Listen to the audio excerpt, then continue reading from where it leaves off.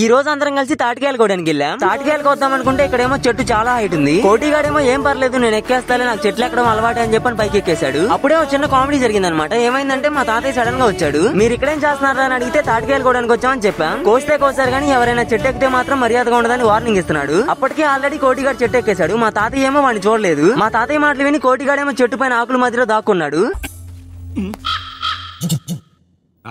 నేనండి ఇంక ఇది ఇలా అవ్వట్లేదని మా తాతయ్య వెళ్ళిపోగానే కిందకి దిగేసి గడైతే ప్రిపేర్ చేస్తున్నాం అనమాట కోయడానికి. సగం చెట్టెక్కి అక్కడ నుంచి కోటిగాడి గడ సాయంతో తాటికాయలు అయితే కోస్తున్నాడు. వాడు అలా కోసిన కాయలన్నీ కింద మేము ఇలా తినేస్తున్నాం అనమాట. కోటిగాడేమో పైనుంచి అరుస్తున్నాడు, మొత్తం తినేయకుండా నాకు కూడా కొన్ని ఉంచండి అని. ఇంకా అలా కోసిన కాయలన్నీ ఒక దగ్గరికి తీసుకెళ్లి సిట్టింగ్ చేసాం అనమాట. ఇంకో పక్క హేమంత్ గాడేమో తాటికాయలు కొడతానే ఉన్నాడు, మేమేమో తింటానే ఉన్నాం. కానీ మా సిఆర్ గాడికి మాత్రం ఎవరు తాటికాయ కొట్టట్లేదు. ఏం పర్లేదు నా కాయ నేనే కొట్టుకుని తింటా అని సిఆర్ గారు ట్రై చేస్తున్నాడు. కానీ వాడికి ఏమో వర్కౌట్ అవ్వట్లేదు.